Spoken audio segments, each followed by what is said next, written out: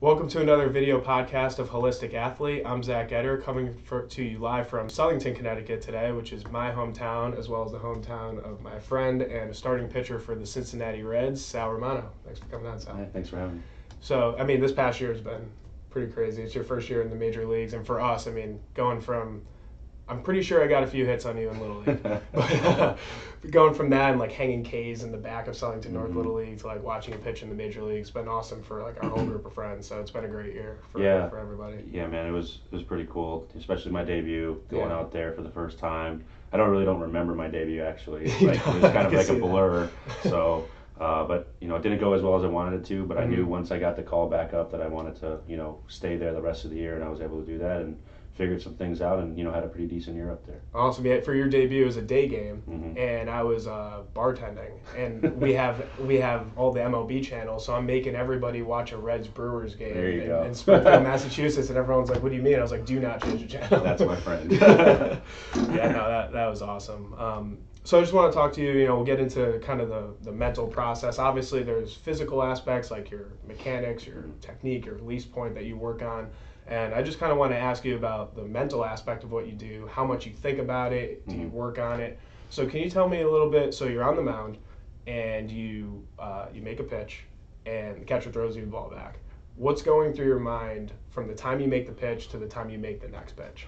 Well, I think it starts with who comes up to the plate, first of all. Okay. I think it starts with, we have a plan already going into the game for each hitter. Like a scouting report. Yeah, scouting report, what we want to do for each guy.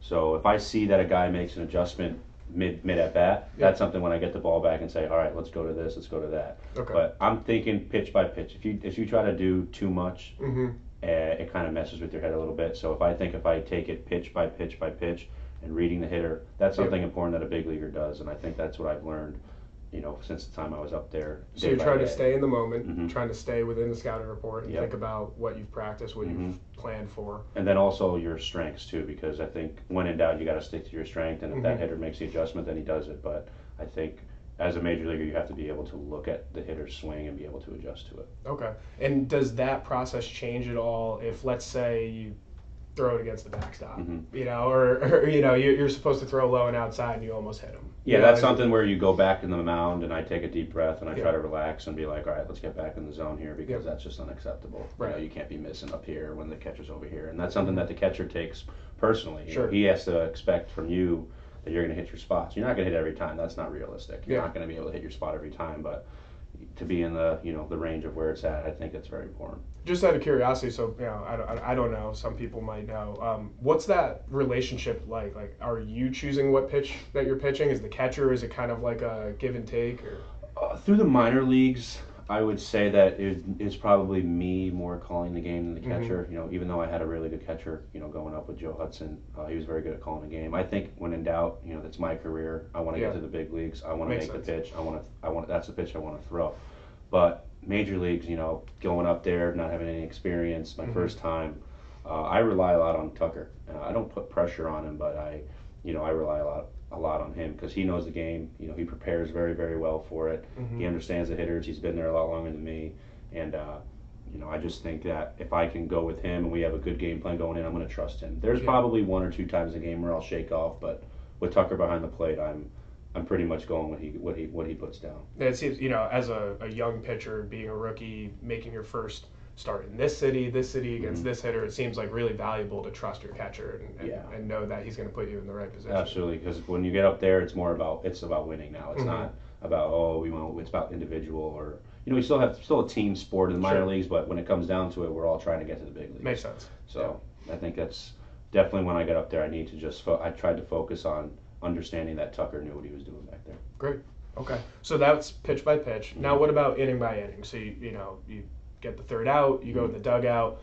How much of it is, okay, I'm going to watch our hitters, I'm going to cheer on our offense, how many guys do we have on, what's the score, and how much of it is just an internal focus of what you need to do the next inning, what went right or wrong the inning before? I think first it starts off with, since we're in the National League, I got to hit. So if there comes a situation where, hey, I'm up this inning, if this guy gets on, I know I got to get the bunt down, or if it's first and second, where I have to place the bunt. I think that's the first thing I think about, because I want to help myself out too in the team. Oh, so for sure. Got to make sure I get the bunt down. But I think if we score a run, if we score a run during the inning and I think about to myself, I sit down, I'm thinking, I think about, look, they just put up a couple runs for me here. I got to go up to the next inning. I got to throw up a 0. That's something really important that they talk about up there is when your team scores, you got to go back out there and throw a 0. That's your job as a pitcher. And I try not to think, if I give up runs the prior inning, I have a tough inning, I go inside. I usually do that. I usually do go inside. I try to regroup myself, think about, okay, that's over. All right, it was the second inning. I had given up 3 runs already. That's it. And I had this thing I had with Luis Castillo, one of the other starting pitchers. Is whenever one of us gave up a run, he'd come up to me or I go up to him and he goes, "Okay, Poppy, that's it, no more."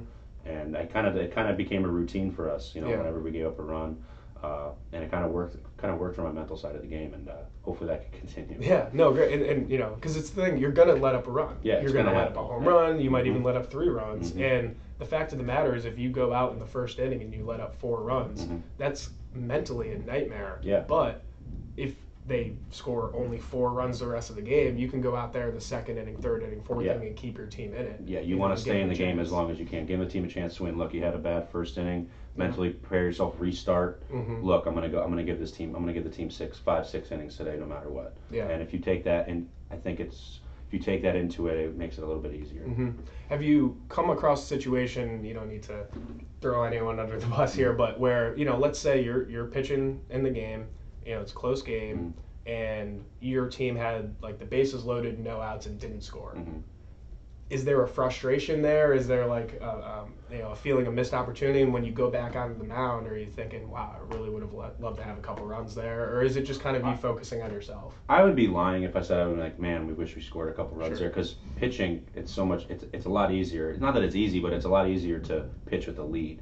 So like when the team does have a chance to score, it's tough. But when it comes down to it, sometimes they're gonna get that hit, sometimes they're not. But it's my job to go out there and put a 0 on the board. Yep. And if I'm not able to do that, I'm not able to do that. Just like they weren't able to get the run. Sure. So I think it'll always even itself out. Because when you expect, there's 2 outs, nobody on, all of a sudden they put up 4 runs. Yeah. So I think like I said, it just evens it out. Yeah. I don't know if you've been in the situation yet in your career, but I always wonder, if it's a 0-0 game, let's say pitcher takes a no-hitter into the 7th, and ends up losing the game 1-0. Is there any like, come on guys, like, are you kidding me? It's not more like probably me. It's probably more like the guys like, hey man, we're sorry. Like, you pitched a hell of a game.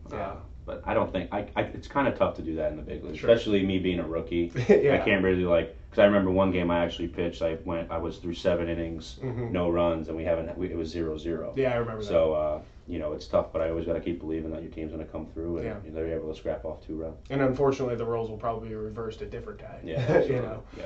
Okay, so what about between starts? So, you make a start. How do you process what just happened, evaluate it, move on to the next start? Well, I kind of had a routine. Homer Bailey kind of helped me out with it, was where no matter how you pitch, no matter if you did well, you did bad, you did okay, I come in the next day, get there a little bit early, grab my lunch, and take it into the video room, and I watch the game. Okay. I watch the game Just through. start to finish? Not even like where you just go set by set by set of pitch. It's watching a real live game, and you just fast forward to when you're pitching.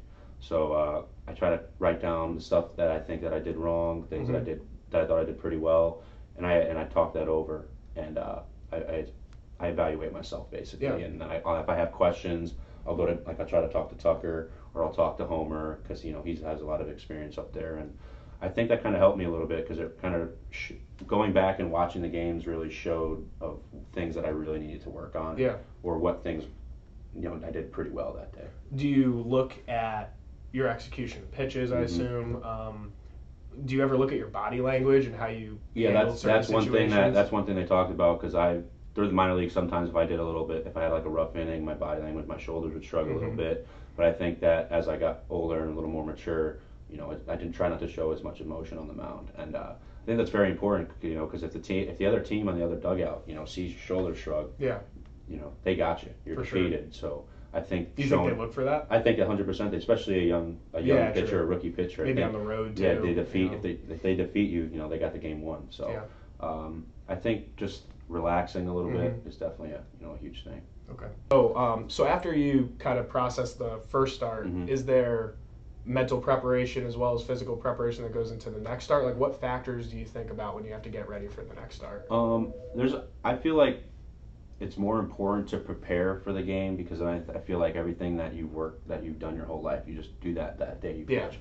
The preparation up to the game is make sure you get your lifting in, you take care of your shoulder, you do all your shoulder programs, you run, you do everything, you eat right. Yeah. I think it's very, very important that the preparation up to your next start is huge, and that's also reading through the scouting report of who you're going to play next and just preparing for the game. I think Tucker Barnhart our catcher does that the best. He has pages and pages of what hitters do. He'll go back and look at video. I think he's just so prepared for every game, and that's so huge to have as a pitcher, knowing that is he your everyday catcher? He is our everyday that's catcher. Impressive. So I mean, if he's doing that, you feel pretty confident out there that he knows what he's doing. And me mentally, I just think, regardless of good or bad, if I pitch bad, I think about it. I'm not going to lie. I'd be lying if I said I didn't think about it, that night. But once you get to the field the next day, it's time to put in your work. Yeah. And the same thing, you don't walk any different. You don't talk any different. If you pitch bad, you pitch good. Especially up there, I got 3 months in the big leagues. I can't be walking around like I'm the man just because like I pitched really good. Like I pitched good one game. You guys saw that fastball, right? So it's kind of just staying level-headed and humble about this is where I'm in the big leagues, but you got to stay humble about it. Yeah, and I think what you do is different than almost any other sport because for you, from one start to the next, your team has played 4 games. It's tough for me too, especially when I pitch bad. When I pitch poorly, it's like you want to get out there so bad and redeem yourself. But as a starting pitcher, you got to wait, wait, and wait, and wait. Which it's kind of a bit different because a reliever, if they pitch bad, you don't know when you're going to pitch next. True. I at least know, okay, I pitched right here. I'm going to pitch in 5 days. You could pitch the next day. You know what I'm saying? As a reliever, you could get back out there real quick, redeem yourself, and you're back on track. Me, it's like it feels like you just think about it so much, like, man, I pitched really well, I want to get back out there, keep the groove going, or I pitched bad, I want to show the team that, I'm not defeated, I want to get back out there and pitch well for the team. From a physical standpoint, pitching every 5 days, is that, I assume that's to get you through a season. How soon after a start are you physically ready to go pitch again? I say after day 3. Okay. After day 3, my arm feels recovered, I throw my bullpens, all my long distance running and my lifts done, and I feel like after day 3, when I come in day 4, I feel like I'm ready to go. So in the playoffs, when you see Clayton Kershaw pitching 5 times in a series, you think really the 4th day of rest they should be okay. They should be okay to go, but I think also adrenaline kicks in, like playoff baseball, and you really think about it. But you gotta be honest with yourself. You gotta be honest with your manager and be like, look, I can give you 40, 50 pitches today. Yeah. Max. I can give you whatever you need. So. Yeah. Because you're not putting anyone in a good position if you're lying. True. And then with that, there's also, you said the adrenaline kicks in and you want to pitch, but is there an aspect but this isn't your routine? Do you have a day 1 I'm going to do this, 2 I'm going to do this, 3 I'm going to do this, 4 I do personally, and that's something that I needed to learn through my career was actually getting a routine, because I didn't really have a stick-to routine in the minor leagues, but the trainers and the strength coach kind of got me into that as I was up there. So I feel like there could be changes once in a while. My body's not recovered yet, or my arm's not really ready. So there's stuff that you can change, but I try to stick to that same routine, especially when things are going well. You want to stick to it, and even when it goes bad, just because you pitched bad that game doesn't mean you should change your whole routine. Just stick to it, and I think good things can come from it. Great. So we're talking about preparing for games, and I want to talk to you about your mental preparation. And what I work with athletes on, a lot of sports psychologists and even coaches and other athletes talk to their players about envisioning success and thinking positively. And when you're laying in bed at night, envision just going out there and striking out the side in the first inning. What I find more valuable with my players is preparing for adversity and being realistic about the way that you mentally prepare for the game. So, of course, ideally, you want to go out there and strike out the side, and you know how to do that. What I work up with my players, if I worked with you, would be, laying in bed at night and it's a 2-0 count and there's runners on first and third and no outs. How do I get out of that? What is my plan? And I'm wondering what your thoughts are. That's on that in huge. general. I think you said it perfectly. You got to be realistic with yourself. Yeah. Every guy can think about, I'm going to go strike out the side, or I'm going to throw a no hitter, or I'm going to go 7 shutout innings. It's easy to do that. It's easy to envision that when you're laying in bed and like, that's what I'm going to do tomorrow. But I think what makes a good major league pitcher is how he pitches with adversity. Of course. When it's bases loaded, nobody out. What am I going to do to get the ground ball, only give up 1 run there? Yeah.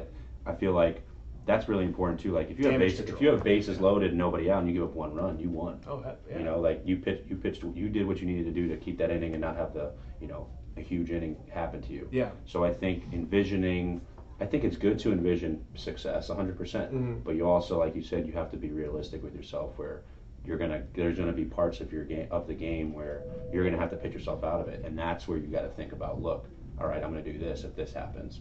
But a little bit of both. But like you said, a little bit of both. You got to think success, obviously, because you don't want to fail. But you got to know that things are going to get tough. Yeah. And what are you going to do to get out of it? Would thinking about being in a bases loaded jam in the first inning, would having, I guess, what could be contrived as a negative thought, could that affect your confidence at all? Or I mean, it could, because what did you do to get the bases loaded? Did a guy get a bloop single? Did you walk 3 guys? Sure. You know, that's depending on how it happened. But it's time, if that was to happen, that's where you step off and be like, all right, let's restart here. Let's get back on the mound. Let's pitch the way I know how to pitch and try to minimize the damage here. Yeah, and I was thinking, I used to coach quarterbacks, and it's great if a quarterback wants to think about going 20 for 20 for 400 yards and 4 touchdowns. But what I would love for them to think about is, they just showed me a different coverage that I haven't seen before. I just threw an interception for a touchdown, and now how do I go back out? Because reality is, like you said, good pitchers pitch out of those situations, and if you're only envisioning success and you're only thinking positively, and that would never happen, you don't know once what you you're get gonna do. in it, you haven't thought about it. Yeah, what are you gonna do? What are you gonna do in this situation right here? Yeah. You won't know because you haven't thought about it, because you're only thinking about good things. But you got to be realistic with yourself. Yeah. All right. So the last thing, traveling. It's a lot, right? I mean, you're going from city to city. You're flying on planes, which just physically could take a toll. Besides mentally, is that a big part of your schedule? I mean, obviously it is, but is that a challenge for you, going from city to city and having to travel on airplanes and all that? I think the traveling part's not as bad, because traveling on the major league planes is kind of just so relaxing and so and so chill. You don't even realize that you're on a plane at some point, because you're playing cards, you're having a good time. Playing setback. Yeah, of course. And you with the time differences, I think it's a little bit weird, because if you go from Eastern to Central to West, like that can mess with your body a little bit. You got to make sure you're rested, and I think that's really the only thing. I mean, living out of a suitcase and just hotels and all kinds of stuff, I think that's a little bit of not just being comfortable when you're at home at your apartment. You're comfortable. You go home every night. You sleep there. I think it has a little bit, but so you look forward to homestands? I do look forward to homestands, but depending where we're going. If I enjoy, we're going to LA, well, might as well, I'll be happy and adjust to the time difference as needed. But makes sense. I don't think I think we're just so used to it. I'm so used to it since I started at 18 years old. I'm just so used to all the travel. And do you ever feel sick, like physically going from I place to don't. place? A little bit when I went to Colorado. The altitude's a little bit different there. It's way harder to breathe. So I'm just like, that's a real thing. I've never been out there. Yeah, I was running sprints, and I was like, and you're probably going to give up home runs. Yeah, and I did it though. I did it that day. But yeah, I think it's just taking care of your body and just making sure you're ready for for all those kind of things. Now, obviously, things are different when you're pitching. Is there a big difference? Let's say you're flying to San Francisco and you're going to pitch versus you're not going to pitch. Is there a difference in the way that you approach the plane ride and getting to the hotel? And I think it depends.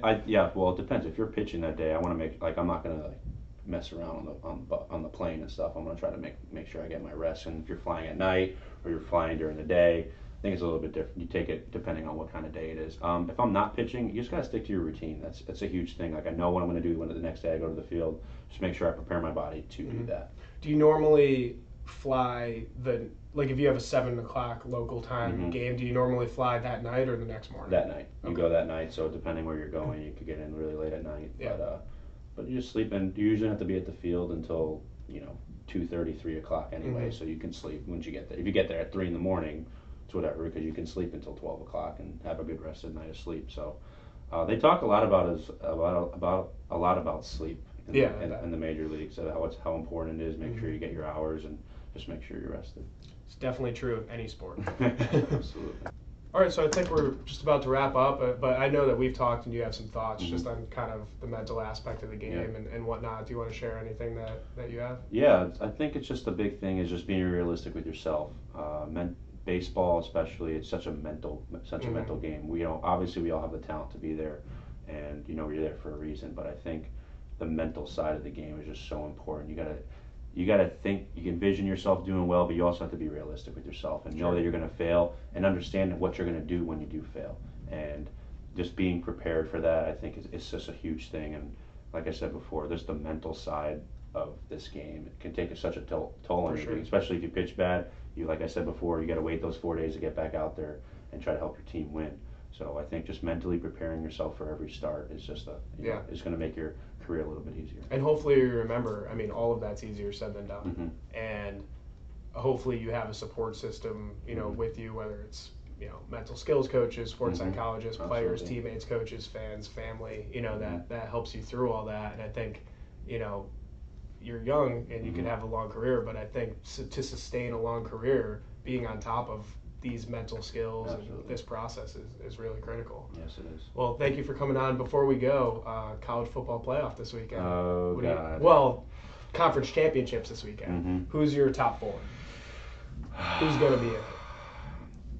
I think they have to put Alabama in it. I just think they have to. If the top 4 win, you think they're putting Alabama in it? I think they have. I think they will. Do you? You think? Not if the top 4 win. I think they're begging to put Alabama in if one of the top 4 win or lose. Here's what I think. I think Clemson's going to beat Miami. I think Georgia is healthier and on a neutral field going to beat Auburn. Ooh. I think Oklahoma will beat TCU. I got Oklahoma. I agree with you on that one and that one. I don't know about that. I like Auburn. I like them. All right. Well, I think Ohio State's going to beat Wisconsin. They'll put Alabama. Good. That's what I hope that happens. Yeah. I think the playoff should have Alabama, and then if they lose, they lose. But I think they should be in it. 11-1. Yeah. Yeah. Who's going to win the national championship? I got my answer ready to go. What do you got? Oklahoma. You think so? I think when you have the best player in the country playing the best, you saw it with Deshaun Watson last year, you saw it with Ezekiel Elliott 3 years ago. The team in the top 4 with the best player usually ends up winning, especially if he's the quarterback. I'll go with you. Yeah. All right. We'll go together. Oklahoma. Right. Thanks, Sal. Thanks for coming out. Appreciate it. Thanks for having me. Thank you.